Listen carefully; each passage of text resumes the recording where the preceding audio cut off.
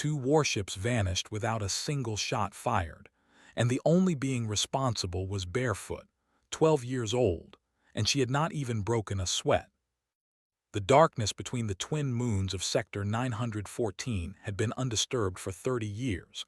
That silence belonged to the Kelvari Dominion, one of the celestial sovereignty's most feared enforcement arms. No vessel crossed into that region uninvited. No species lingered there and lived to describe what they had seen. But something had torn that silence open.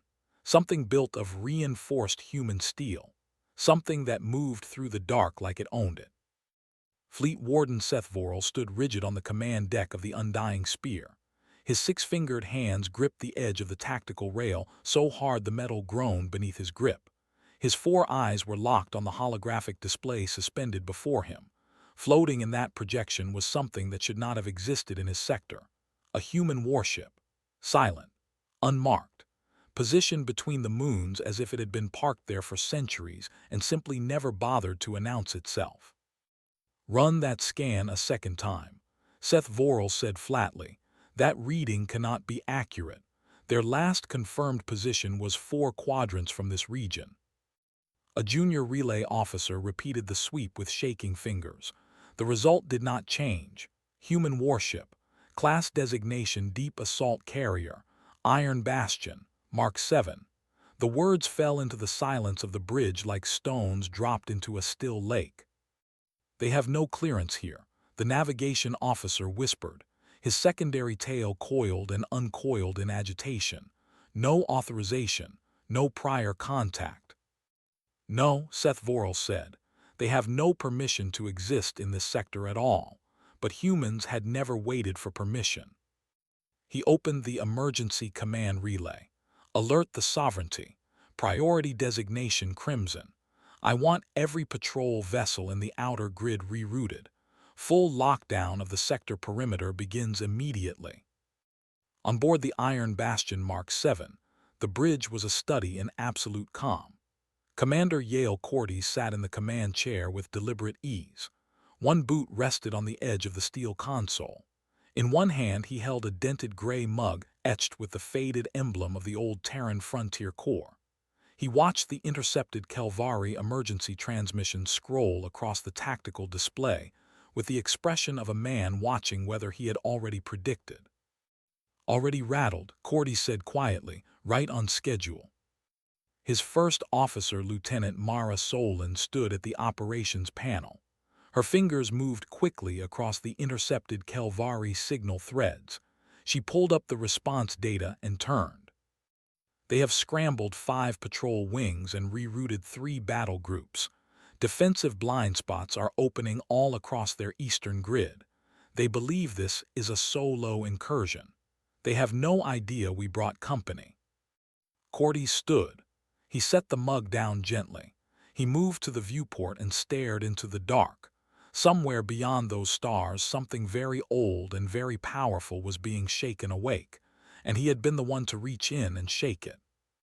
"I did not bring this ship into their territory because I wanted a fight," he said.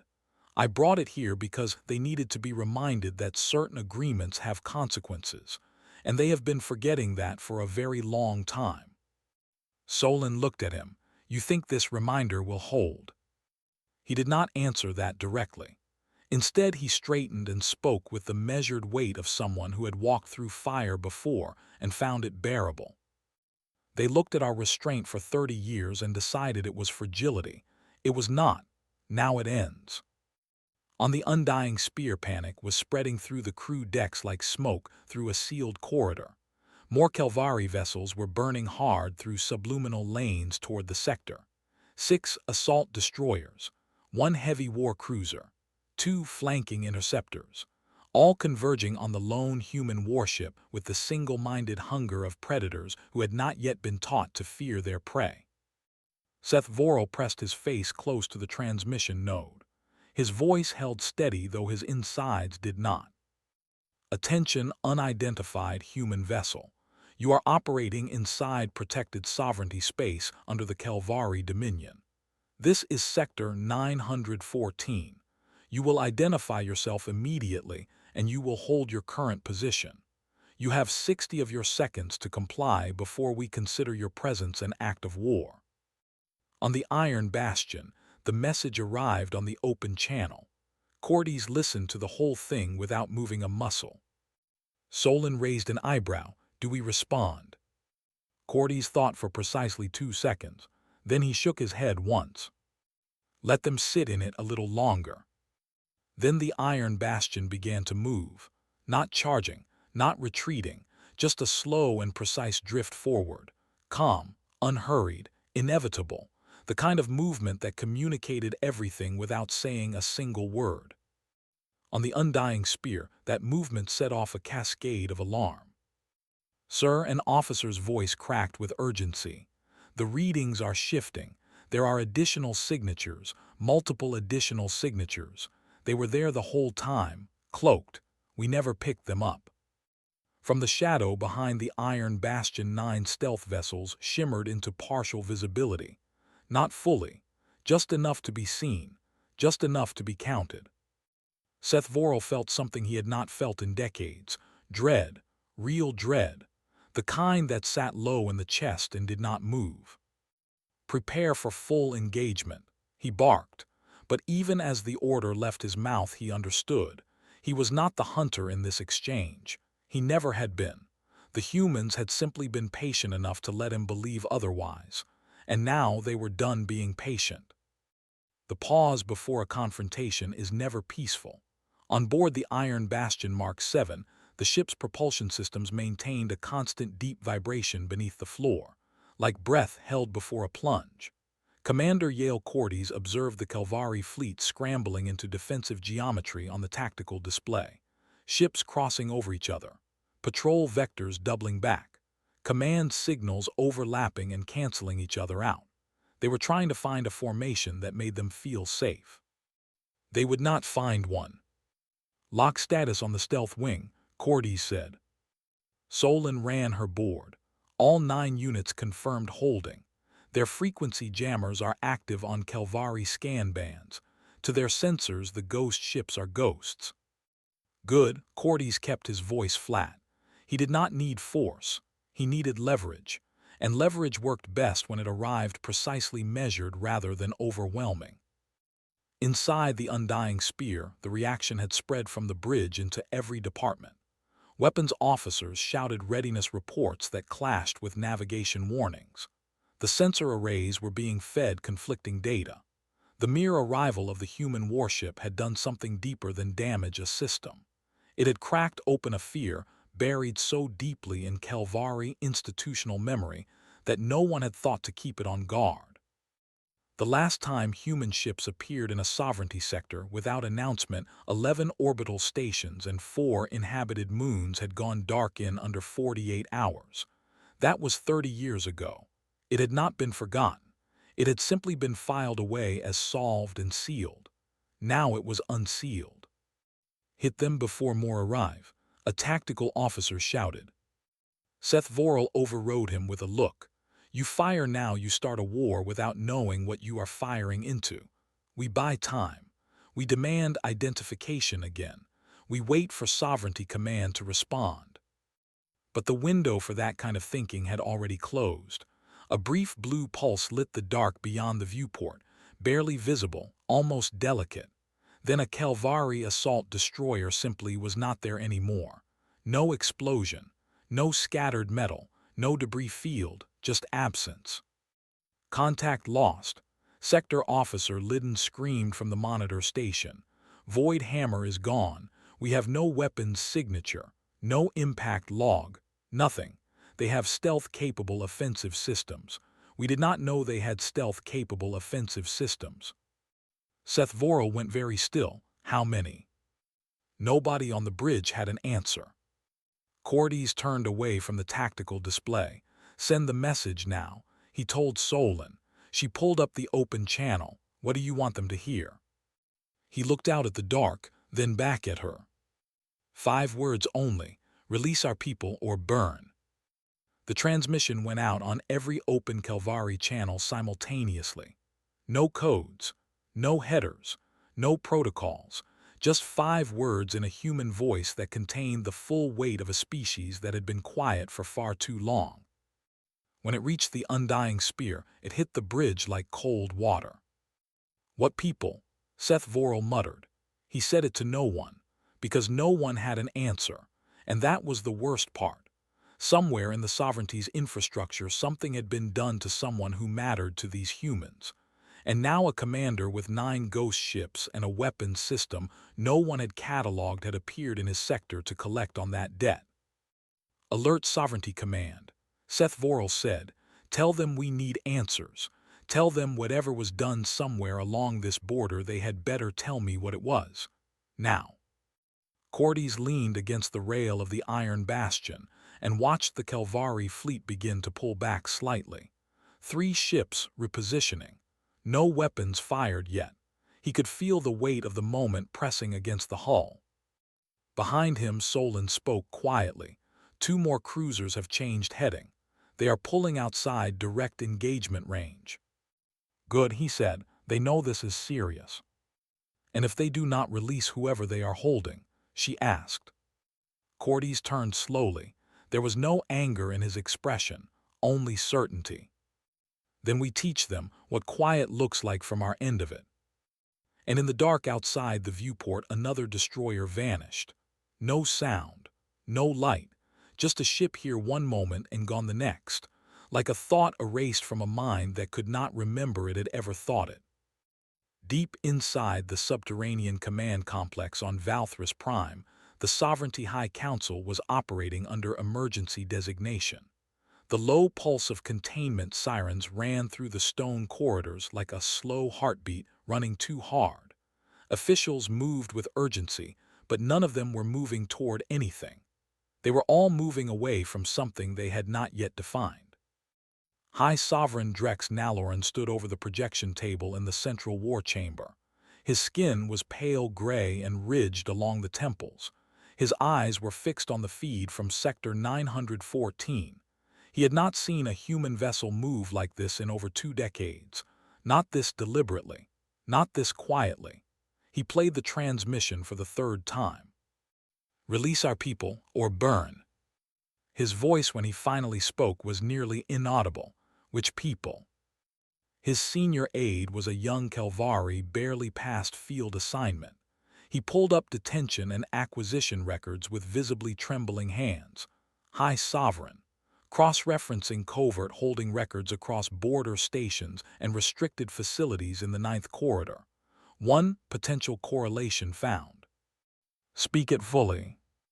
4 months ago, a covert acquisition team from the Sovereignty's Biological Research Division intercepted a vessel running minimum power output near the Darvan Passage.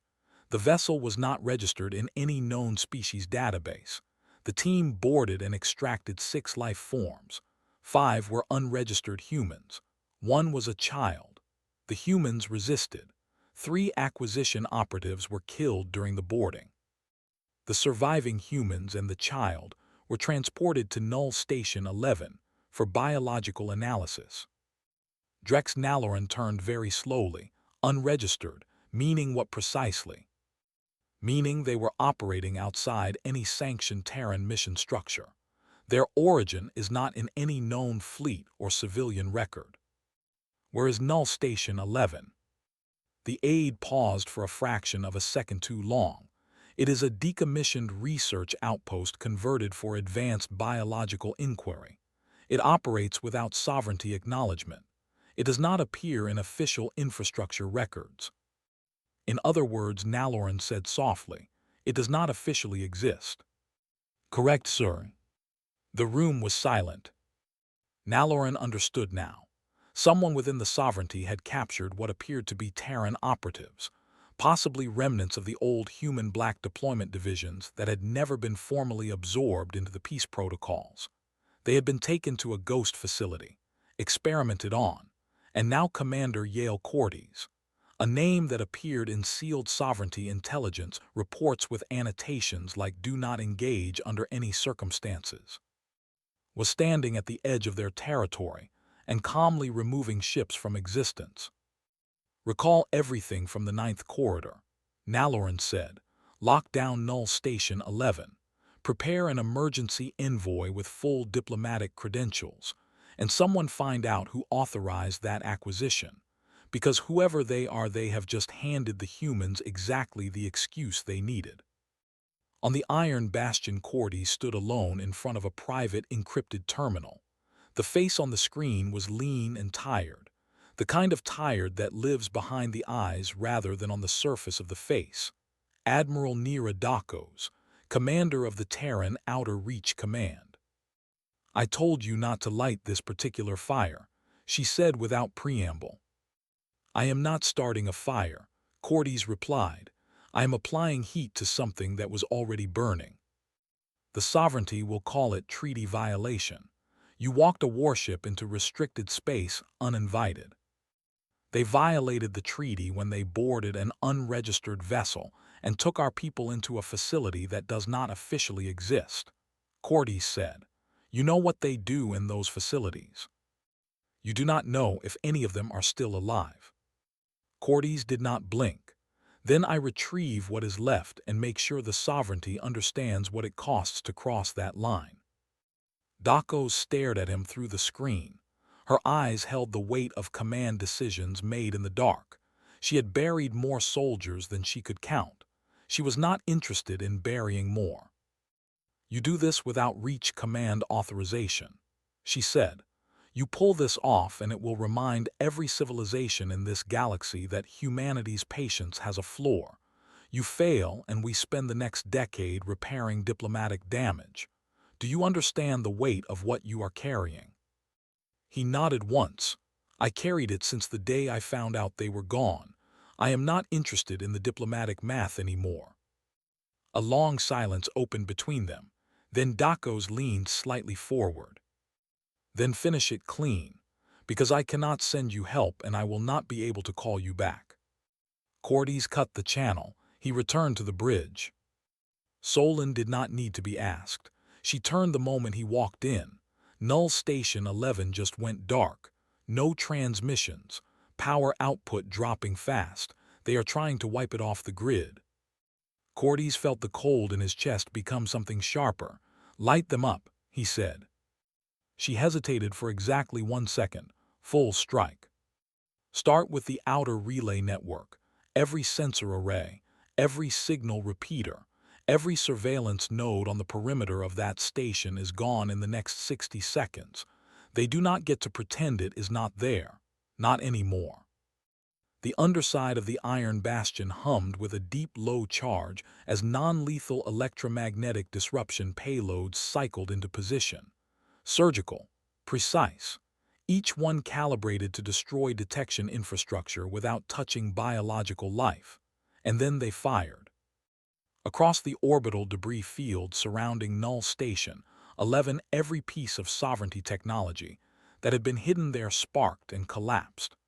The facility that did not exist suddenly blazed on every sensor band in the sector like a wound that had been forced open in the light. Solon looked at him with something between resolve and awe. "What comes next?" Cordes picked up his armor seal from the console. "We go in." And like that, humanity stopped sending messages. They were coming through the door themselves. The Iron Bastion moved through the debris cloud like it had been born inside darkness. Hull plating cold and near invisible against the black. Weapons silent. Shields passive. Just a massive and purposeful shape carving through space like a blade drawn slowly from a sheath. Around it, the 9 cloaked vessels of the Ghost Wing shifted into precision strike alignment, each one angling toward Null Station 11 like fingers closing into a fist. Commander Yale Cordy stood in the deployment bay dressed in matte black armor with no markings, no rank insignia, no unit designation, only a small burned patch on his left shoulder, a square of scorched fabric that looked like a wound that had been folded into the uniform and forgotten. His team was assembled and ready. 12 operatives. Every single one of them was a former deep cover specialist who had walked away from things that should have ended them. And every single one of them had left someone behind in a sovereignty holding facility at some point in the last decade. Solon stood with a pair of short-range pulse blades crossed at her back. Her dark braids were pinned tight beneath her helmet ring. She gave Cordes one clear nod as he scanned the tactical overlay. "Objective is extraction," Cordes said. "We locate our people, we bring them home. If the sovereignty moves to stop us." His voice did not shift in register at all. They ceased to be a problem. The bay doors opened with a long mechanical exhale. Vacuum pulled against the team's armor seals. The dark of space waited beyond the threshold.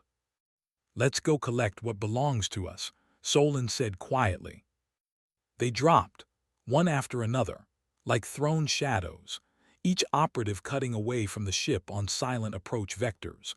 No propulsion trail, no light signature, just the cold physics of trajectory and momentum carrying them across the kilometers between the Iron Bastion and the outer hull of Null Station 11. Null Station 11 was buried inside a hollowed asteroid approximately 18 kilometers in diameter. The sovereignty had wrapped it in multi-layer cloaking emitters and thick radiation dampeners. From any angle and on any standard scan, it looked like a dead rock. It was designed to be undetectable, impenetrable, irreversible. It was designed by people who had never planned for the possibility that someone would not bother to detect it and simply come straight through the front. Cordes and his team landed without sound at a maintenance access port on the station's polar face. The armor absorbed the contact impact. Within seconds, a specialist named Hark was cutting through the port seal with a bypass unit loaded with exploits derived from Sovereignty hardware. Systems the Sovereignty had acquired from human sources long ago. Systems they had studied and modified. Systems that humanity had since rendered entirely obsolete without telling anyone. The hatch opened. Stale recycled air pushed into their suit filters. No alarm, no light change, no response. Just the deep baseline hum of a facility operating on minimal footprint. They slipped inside. Solon went to the front of the column. The first corridor was narrow, black composite walls, no labels, no identifiers, standard for facilities that did not exist. Cordes activated the visor scan, thermal. The operative called Hark ran the sweep. Life signatures 3 levels down. Movement patterns suggest restrained occupants under intermittent monitoring. At least one stationary signature that is not moving at all. Cordes said nothing for a moment. Then, "Clock is running, move." They moved like water finding cracks in stone. 2 Kelvari guards in the outer ring were neutralized without sound. A third appeared from a side door and met the edge of Solon's blade before he could process what he was looking at. She lowered him to the floor carefully and stepped over him without breaking stride. The further they descended, the more the station revealed of what it was.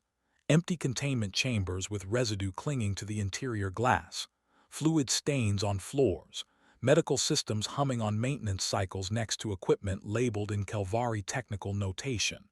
Cordes ran quick translations through his visor as they passed: neurological mapping, cognitive pressure protocols, identity restructuring.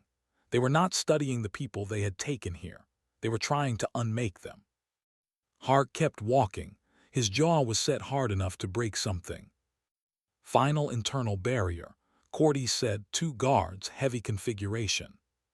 He moved first, 2 rounds from his suppressed sidearm, precise. The first guard dropped before the second registered movement.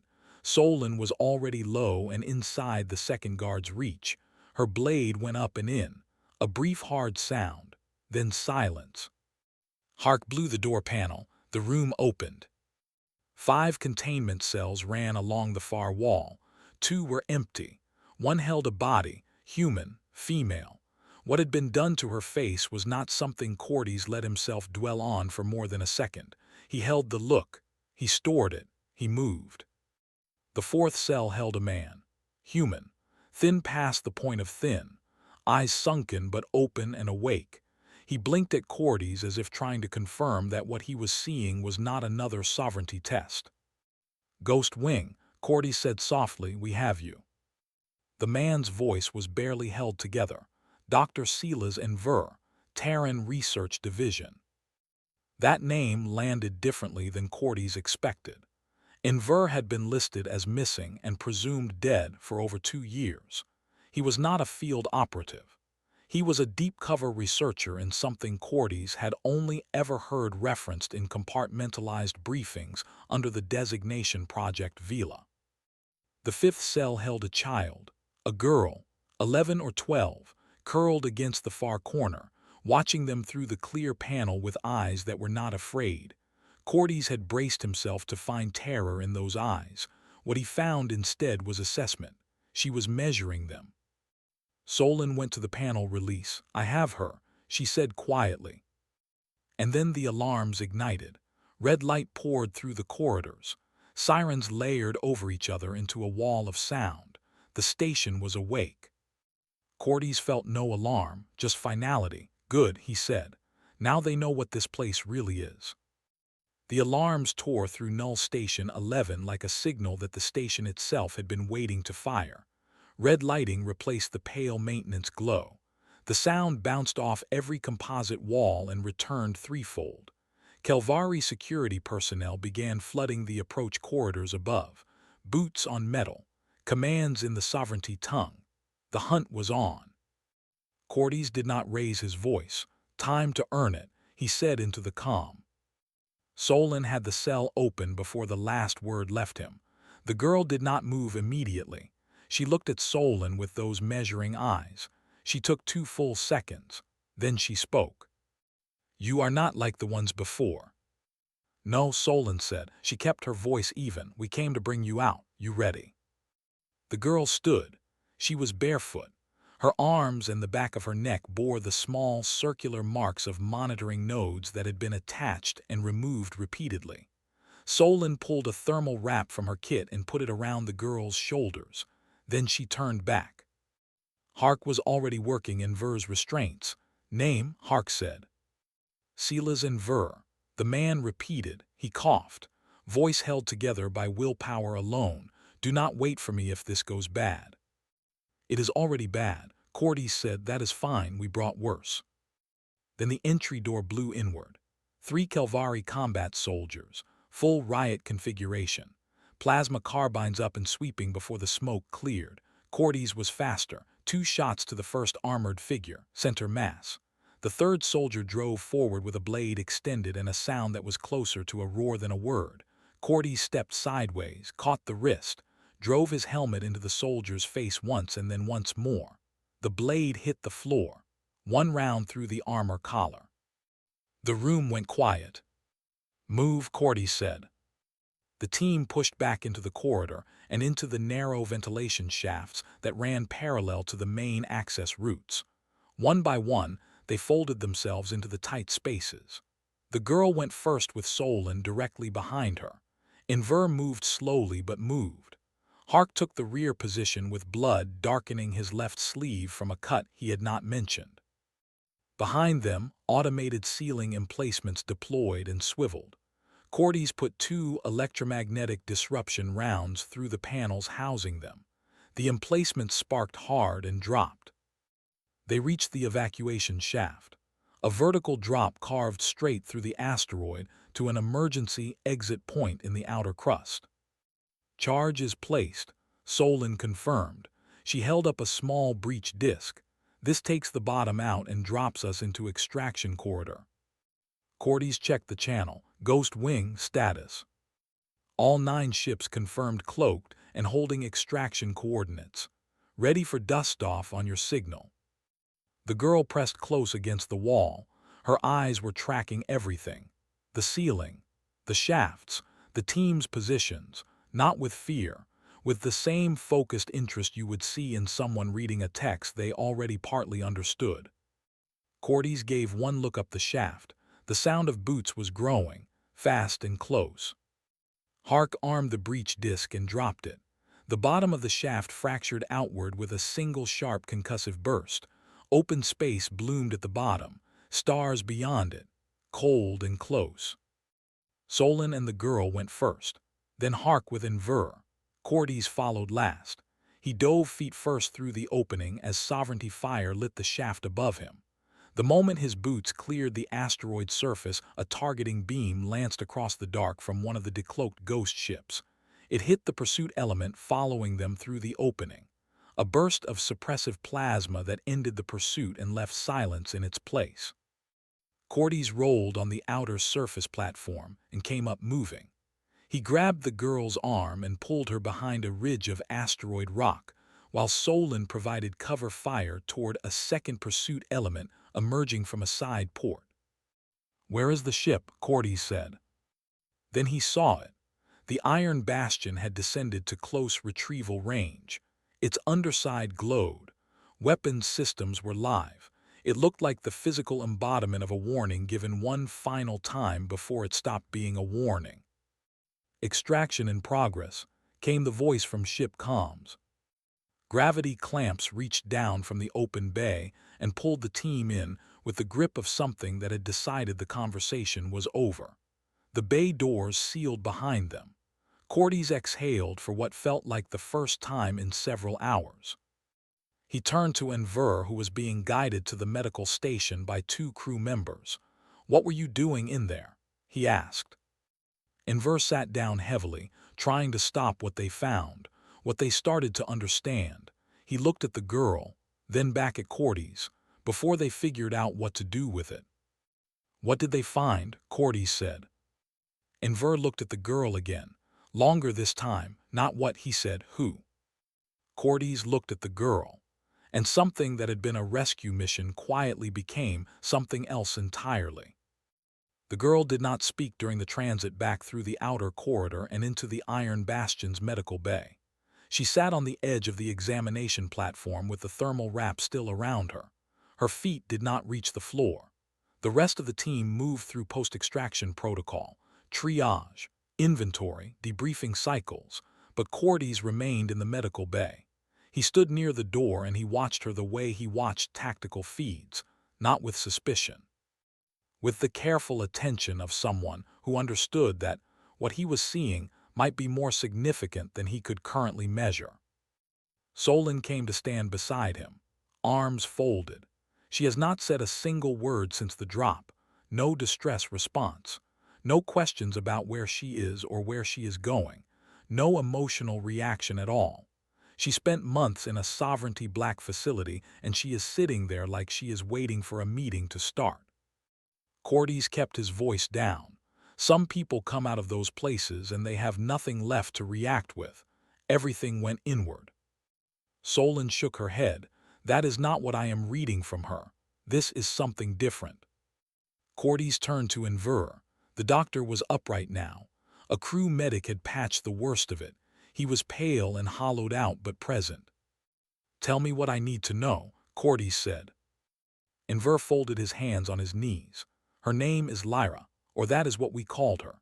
She came into the project at age 4. She looks human because she is human, but she is also the outcome of a program called Project Vela, which stood for Variable Evolution and Long-Range Adaptation. We were trying to model and accelerate the biological and neurological pathways that natural evolution would take in humans exposed to extreme deep space environments, isolation, combat, atmospheric variance, psychological saturation. We were trying to understand what humanity would become in 500 years if it survived all of that, and we wanted to give that capability to someone now." Solon said nothing. Lyra was the 5th subject, the only one to pass all phases. The others, he stopped for a moment, did not survive the process. Lyra did, and then we shut the program down because we realized what we had made was not something we fully understood. We were trying to contain it properly when the Sovereignty found her. "What did they want with her?" Cordes asked. "They scanned her genetics. They identified something in her neural architecture that their modeling systems could not classify. They did not understand it, so they tried to disassemble her neurologically, map what they could not read, then replicate it if possible." Solon was already running a bioscan on the secondary panel. "I pulled readings when she came aboard. Her brain activity is running at output levels that I have never seen charted in a human baseline. And there is something else. Her neural signature is passively absorbing the Iron Bastion's encrypted communication frequency bands. She is not trying to. She is just doing it, like someone learning a language from background noise. Enver nodded. That is precisely what she does. You place her in proximity to any complex system, any high-pressure environment, any layered information structure, and she does not adapt gradually. She adapts faster than anything we ever measured. Mentally, physically, neurologically, she absorbs the logic of a system and then operates within it as if she built it herself. Cordes walked slowly toward the girl. He crouched to her level. "Lyra," he said. She looked at him directly. Her expression was composed in a way that was unusual for someone her age in any circumstances, and deeply unusual for someone who had been through what she had been through. "You know who we are," he said. She nodded once. "Commander Cordes, Ghost Wing Deployment. You are not someone who accepts incomplete outcomes." His jaw held steady. "How do you know that?" She tilted her head slightly. "Your face tells your thoughts before your voice does. You suppress it well, but the residue is readable." Enver said quietly, "She reads micro-expression and behavioral patterning at a depth that exceeds any training model we developed. She is not reading minds. She is reading everything else, and she processes it faster than the conscious mind registers having offered it." Cordes stayed where he was. "Do you know where you are now?" he asked. She nodded. "Do you want to go somewhere safe?" he asked. A pause, longer than the ones before it. Then she said, "There is no safe, there is only forward." He had not expected that, not the words and not the weight behind them. "What did they do to you in that station?" he said. His voice was quieter now. "They tried to read me," Lyra said. Her voice was calm as still water. "So I let them think they were making progress, while I was reading them." Solon frowned. "What does that mean?" Lyra looked at the viewport, at the stars. Her voice stayed level. "It means I changed the code." Cordes straightened. "Which code?" She turned back to him. "Their vessels, their communications infrastructure, their artificial intelligence firewall architecture. I was in proximity to their systems for months. I learned the underlying logic of everything they ran. Then I rewrote the commands, quietly, so that when I needed them to stop, they would stop." Hark spoke from the doorway. He had been listening without making himself known. He said slowly, "Are you telling us that the sovereignty destroyers we eliminated on approach, you did that?" Lyra looked at him. "Your Ghost Wing did not disable those ships. I told them to shut down, and they did." The silence that followed was the kind that rearranges something in the room permanently. Cordes turned to Enver. His voice was barely above a breath. "She is not a weapon." Enver looked at the floor. "No," he said. "Then what?" Enver looked back up. "She is the next version of us." Lyra did not look at either of them when she spoke again. Her eyes stayed on the stars. "I am what comes after," she said simply. The High Council chamber of the celestial sovereignty had not been shaken in living institutional memory. It was a space designed for the expression of absolute authority. Stone walls, cold lighting, officials who had spent careers cultivating an appearance of immovable certainty. Those officials sat now in a room that did not feel certain anymore. It felt fragile, like glass held under pressure. At the center of the chamber, a full tactical projection rotated above the floor.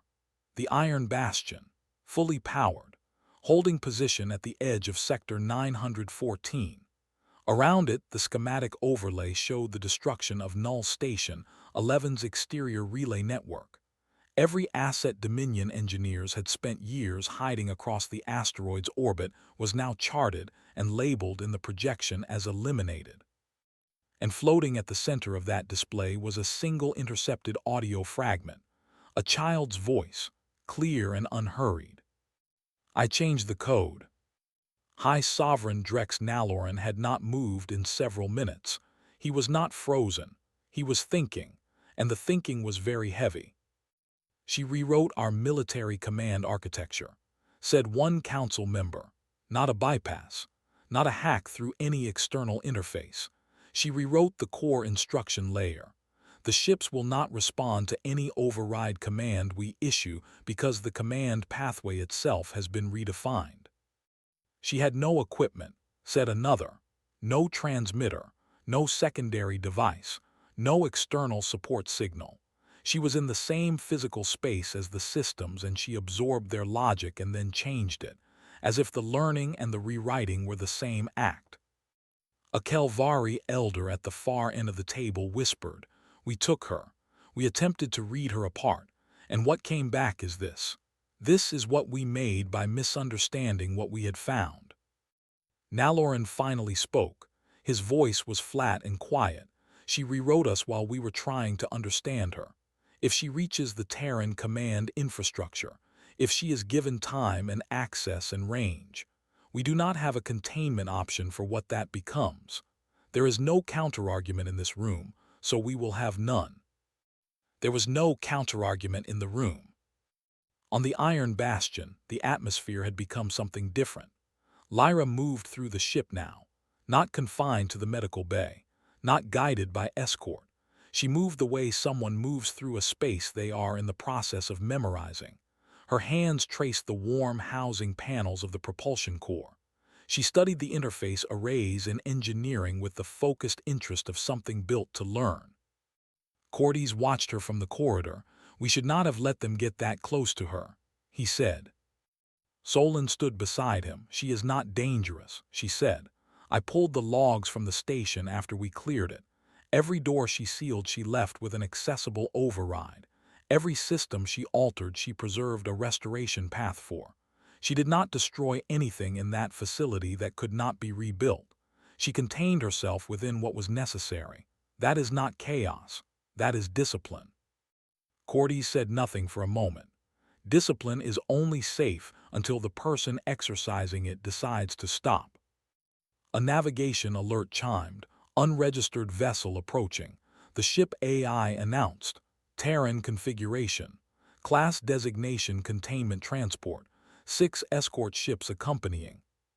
Solon turned sharply. "Reach command sent containment." The comm channel opened without anyone on the Iron Bastion accepting the transmission. As if it had been routed through a permission she had not been asked to grant. Admiral Nira Dakos appeared on the screen. Her face was the same as it always was, direct and exhausted and resolved. "Stand down, Commander," she said.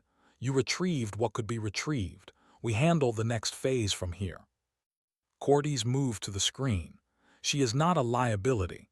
She is a child and she is evidence of what we are capable of becoming."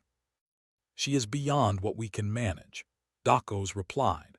"The sovereignty fears her more than they fear our entire fleet. Do you understand what that means? It means she becomes a target that we cannot protect.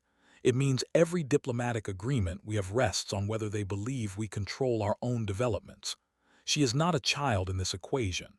She is a variable that every hostile power in this galaxy will spend the next century trying to eliminate or weaponize." "I did not go into that asteroid to hand her over to another cage," Cordes said. "You went in because of what they did to your sister in a holding facility 3 years ago," Dakos said. "And I understand that. But you are about to repeat the same pattern from the other side of it." The screen cut before he could answer. Lyra was standing in the corridor. She had heard it, all of it. Her expression had not changed. "I will not go with them," she said. Cordes looked at her. There was something in his chest that he did not have a name for, something that made his next words harder to find. "You may not be able to choose that." Lyra walked past him to the central operations hub. She did not speak again. She did not touch a single interface. She simply stood in the center of the room. And the ship responded. Solon's console lit up. "Navigation is rerouting," she said. "Defensive grid is active. Full shield capacity." She has not pressed anything. She has not spoken a command. She is just standing there. Hark called from tactical. "Weapons systems are cycling up. All primary and secondary batteries online. without a single keystroke from anyone on this deck. Cordy's breath slowly. "Lyra," he said, "what are you doing?" She turned to him. Her voice was completely level. "They want to remove me," she said. "And when something wants to remove you, the only remaining question is whether you are going to let it." The Iron Bastion shuddered as the containment transport outside locked targeting systems onto the hull. "Orders," Solon said. She was looking at Cordy's, but the question was almost rhetorical. Cordy's looked at Lyra. He looked at his crew. He looked at the stars outside the viewport. He thought about what Dakos had said. He thought about his sister. He thought about the cell with the burned face he had walked past without stopping. And he made a decision that he was not sure he had the authority to make. "Let them fire," Lyra said. Her voice was not afraid, it was not angry. "Let them show us what their fear looks like." And the Iron Bastion held its ground. The standoff occupied the dark of Sector 914 like a held breath that the universe itself could not let out. The Iron Bastion sat between two forces that both believed they had the right to decide what happened next. On one side, the celestial sovereignty, wounded and alarmed and trying to recalculate an equation that kept coming out wrong. On the other side, Reach Command, Terran, official, sending containment ships to manage something it did not understand and did not want to. Outside, the Iron Bastion 6 escort ships flanked the containment transport in a configuration that meant business. Target locks painted the Iron Bastion from 3 angles. The crew on the bridge did not move from their stations. They had not been trained to run, but they had also not been trained for this exact geometry. Lyra stood at the center of the command deck, barefoot, wrapped in a thermal blanket that was too large for her. She looked at the targeting data scrolling across the displays with an expression Cordy's could only describe as patient. "I gave them time to choose differently," she said. "That is more than they gave us." Cordy stood beside her, jaw set. His rifle was across his back and had been since they boarded the station. He had not reached for it once on this deck. He did not reach for it now. "Reach Command does not negotiate the category of asset," he said. "Once they classify something as a containment priority, it moves in one direction only." Solon had the comm channel open. Another transmission incoming. Unencrypted, Dakos again. "Put her through." Dakos appeared. Her face had not changed. It never really did. "This is the final communication before we proceed," she said. "Power down the Iron Bastion. Release the prototype into containment custody. This is not a choice between good and bad outcomes. It is a choice between a managed outcome and an unmanaged one. You know which one command prefers." Cordy stepped closer to the screen. She is not a prototype anymore. Whatever she was when the program ended, she is something else now. Something that has survived things your containment models have never tested for. And she has shown more restraint in 3 hours than this entire fleet has shown in 30 years. "Restraint is irrelevant if it is not controllable," Dakos said. "If she can rewrite sovereignty command architecture in a closed facility without tools, what happens when she has access to Terran infrastructure? What happens when she is tired of restraint?" He had no answer. She continued, "I am not doing this because she is dangerous right now. I am doing this because I cannot guarantee she will not be dangerous later, and later is what command has to plan for." Cordy said nothing. Lyra moved forward. She stood where Cordy's had been standing. She looked at Dakos directly through the screen. "You are afraid of what I might become," she said. Dakos held her expression. "Yes," she said, "that is an accurate assessment." "I understand that," Lyra said. "Fear of an unknown future is rational. You cannot map it, so you try to contain it instead. That is also rational. What is not rational is believing that containment is the same as safety." She paused. "You are not afraid of what I might do. You are afraid of what you cannot control. And those are not the same fear." Dakos was quiet for a moment. "You know what you are," she said. Lyra did not hesitate. "I know what was intended," she said. What I am is something I determined, not the program, not the sovereignty, me. The comm channel held open. No one on either end closed it. I am not going to hurt you, Lyra said. I am not going to hurt anyone who does not choose to be hurt. What I am going to do is show you that what you are afraid of is not what you think it is. She stepped back to the center of the deck. She placed one hand against the side of the command core housing.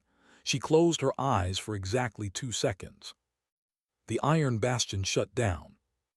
Every system, weapons, shields, navigation, life support shifted to minimal passive mode. The lights dropped. The AI went silent. The hum of the ship that was always present in the background of everything became nothing. For a breath, the iron bastion was dead metal drifting in space. Solon gripped the edge of her console. The compartment was very quiet. Then the ship came back, but it was not the same ship. The lights returned at a different frequency. Cleaner, warmer. The interface displays shifted to a layout no one on the bridge had seen before. Simpler, cleaner, more direct. The AI voice when it returned was not the voice they had loaded. It was something else, still precise, but present in a different way. All systems synchronized. It said, "Welcome home." Outside, the containment transport began to behave strangely. Its targeting systems dropped. Then its navigation controls began to cycle without input from its crew. Then its comm array went silent. The 6 escort ships flickered. 1 lost thrust.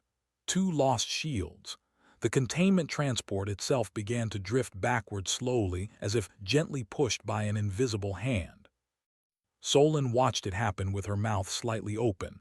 She has not fired a single weapon. She has not transmitted a single signal. Their fleet is just stopping. Lyra opened a channel to all of them, to the sovereignty vessels at the edge of the sector, to Reach Command's containment fleet, to every crew in the dark around them. "Do not be afraid," she said. "I did not harm anyone. I did not destroy anything. I changed the conditions. I rewrote the rules of this particular moment so that everyone in it could stop and look at what was actually happening." She looked at the screen where Dakos had been. The Admiral was still there, watching. Her face had changed in a way that was very small but very real. "You built something," Lyra said to her. "You built it because you believed it was necessary. And then you got afraid of what you had built. I understand that. I am not angry about it. But I am not going back into a box because you are afraid. I am going forward. And what I build from here will not be a threat to you. It will be an offer." She closed the channel. Outside Reach Command's fleet drifted, powerless, not damaged, not hostile anymore, just present and still and no longer able to do what it had come to do. Solon sat back in her chair. She did not fire a round. She said softly. She did not lose control for a single second. She just made it stop. Cordes looked at Lyra. She was already walking toward the forward viewport, already looking outward, already looking at something that was not the past. "What do you need?" he asked. She was quiet for a moment. Then she said, "Time and space, and someone who is willing to admit that the next chapter has already started whether anyone is ready or not." The iron bastion turned, not back toward Terran space, not toward the sovereignty, toward the uncharted dark beyond the outer corridor, toward the regions that did not have names yet, toward whatever came next. Cordes stood at the viewport beside her. He did not speak. He did not need to. He understood now with a certainty that settled into his bones and stayed there. They had not gone into that asteroid to rescue a child. They had gone in to retrieve the future, and the future did not need rescuing anymore. It just needed room to move. No empire in this galaxy was ready for what was coming. Not the sovereignty, not Reach Command, not any civilization that had spent centuries assuming it understood what humanity was capable of. Because what was capable of had just stood barefoot in the middle of a standoff between 2 armed fleets and made them both stop without raising a hand. And then it had looked at the stars and said, "Not what comes next, but I am what comes next." And that was the most important sentence spoken in that sector in 30 years. If that story hit you the way it hit me, then you already know what to do. Tap that like button right now and let it be known that stories like this one deserve to be found. Subscribe to this channel so you never miss what comes next, because we are just getting started. Every week there are more stories like this one. More moments where the impossible turns out to have always been possible. You do not want to miss a single one. Subscribe, hit the bell, and come back, because the next chapter is already loading.